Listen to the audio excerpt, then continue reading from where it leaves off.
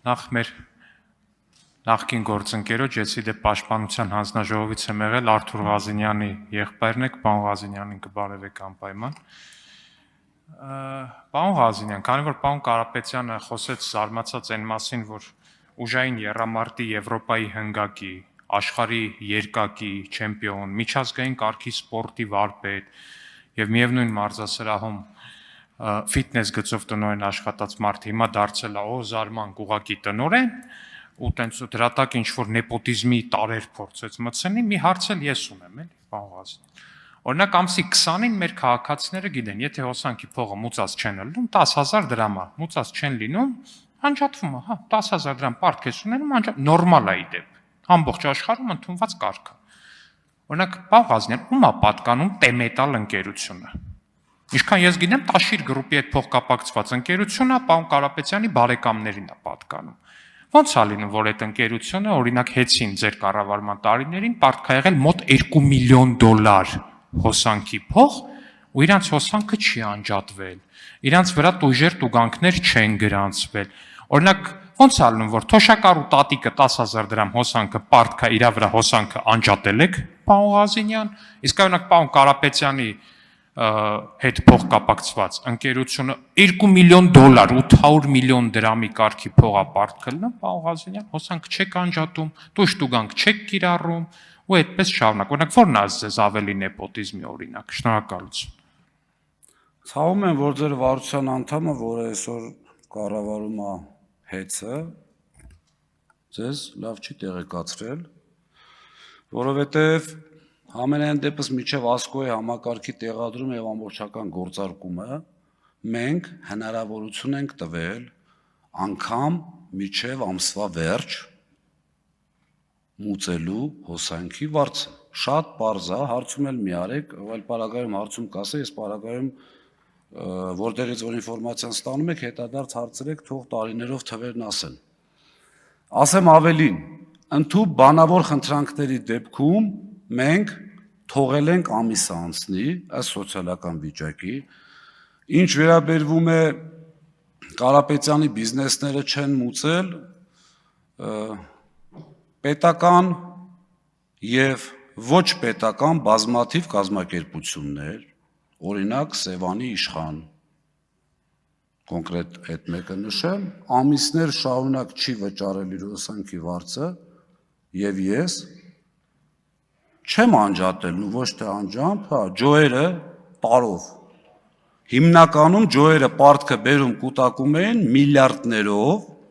եւ տարվա վերջին վճարում էին։ Ընդհուպ 2 կամ 3 անգամ, եթե չեմ սխալվում, ավելի շատ։ Կառավարության խնդրանքով Սամվել Կարապետյանը չեղարկել է նաեւ օրենքով սահմանված տուժ տուգանքները։ Այսինքն Կարապետյանի բիզնես, թե Սևանի իշխան, թե ինչ ասեմ, ինչ անուններ տամ, գովազդի տեղ է, թող չեն տալու պրոստը։ Ջոերը մյուսը մեզ համար ընդհանրապես բաժանորդներ են։ Այս մասով նորից կրկնում եմ, բազմաթիվ կան։ Ինչ վերաբերում է 10,000 դրամով վճարող տատիկին, հեծը բազմաթիվ տարիներ ունեցել է օգնության ֆոնդ սոցիալական խմբերին օգնելու։ Ունեցել ենք 20 թվականի աղետալի պատերազմից հետո մեր հերոսների, որի մասին իհարկե չեմ սիրում բարձր խոսել, բայց ամեն դեպքում, այսպես կարճ ասեմ, հերոսների ընտանիքներին աջակցելու ֆոնդեր, որոնք բավականին մեծ են, մոտավորապես 4,000-ի կարգի ընտանիքի մասին է խոսքը։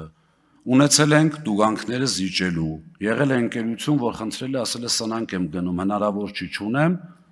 կանգնացրել ենք տուգանքները, ու այդ ամեն ինչի միջելոց օրենքի խախտումը չի, այդ ամեն ինչը հեծի հաշվին է։ Հիմա ինչ վերաբերում է գործարաններին, գիտեք, չի եղել ճիշտն ասած, մեկը գար ասել մի $50 միլիոն փող եմ դնում, գործարան սարքեմ, 500 աշխատատեղ բացեմ, իզնից ապրանք առեք։ Դա մեկ։ Տաշիր գրուպը,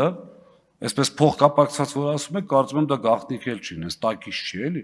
Մեծ ներդրումների արդյունքում կառուցել է ժամանակակից գործարաններ, խթանել է տեղական արտադրությունը, եթե խնդիր ունեք այդ արտադրանքի որակի հետ, ասեք։ Այդ արտադրանքը եղել է լավագույնը։ Արձագանք։ Հա, պարոն Ղազարյան, չեմ կասկածում, վստահաբար այն բոլոր ընկերությունները, որոնք որ փաստացի մատակարարել են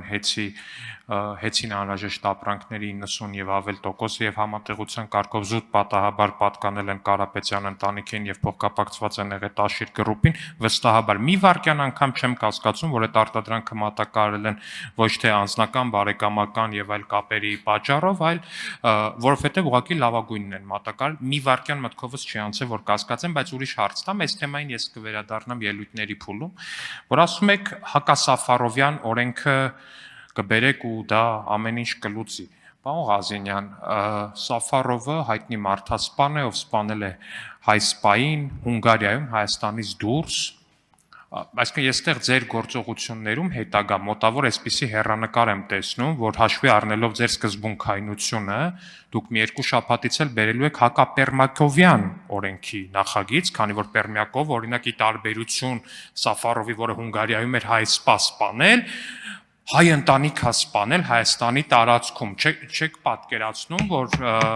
դրա մասին երբեք հայտարարելու եք, թե չեք հայտարարելու, արդյոք ես ճիշտ եմ տեսնում ձեր գործողությունների հեռանկարը, շնորհակալություն։ Պարոն Ալեքսանդրյան, ինչ որ դուք մտածում եք, մենք կարող անենք, չի կարելի վերագրել, որ մենք դա անելու ենք, դա ձեր խնդիրն է։ Երկրորդը Հակասաֆարովյան օրենքի անունը նախագիծը ներկայացնելուց միգուցե վրան չգրվի Հակասաֆարովյան։ Հակասաֆարովյան անունը դրվում է միայն մի բանի համար, մեր իմ կարծիքով ժողովուրդը հիշում է իշխանության հիշողությունը թարմացնելու համար, որովհետև այդ նույն Սաֆարովը, որին